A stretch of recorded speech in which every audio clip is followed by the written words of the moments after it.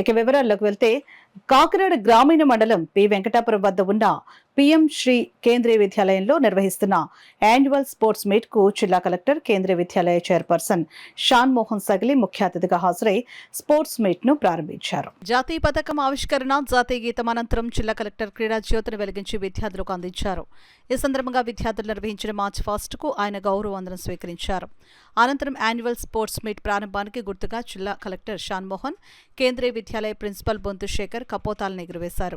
జిల్లా స్థాయి school games federation of India chess పోటీల్లో గోల్డ్ మెడల్ పొందిన 10వ తరగతి విద్యార్థి సాయి గంగాధర్, కేంద్రీయ విద్యాలయం జాతీయ స్థాయి షూటింగ్ పోటీల్లో 4వ స్థానంలో నిలిచిన 9వ తరగతి విద్యార్థిని ఏ ఆశ్రిత, కేంద్రీయ విద్యాలయం రీజనల్ పోటీల్లో మొదటి స్థానం సాధించిన హాకీ క్రీడాకారులను జిల్లా కలెక్టర్ షాన్ మోహన్ చేతుల మీదుగా ప్రశంసా పత్రాలు, మెడల్స్ అందజేశారు. ఈ సందర్భంగా జిల్లా కలెక్టర్ షాన్ మోహన్ మాట్లాడుతూ క్రీడా పోటీలు విద్యార్థుల్లో నూతన ఉత్సాహాన్ని తీసుకుని వస్తాయని అన్నారు.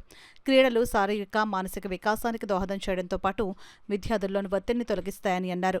గెలుపోటములతో సంబంధం లేకుండా విద్యార్థులు చదువుతో పాటు క్రీడల్లో రాణించేందుకు కృషి చేయాలని జిల్లా కలెక్టర్ షాన్ మోహన్ ఈ సందర్భంగా విద్యార్థులకు సూచించారు.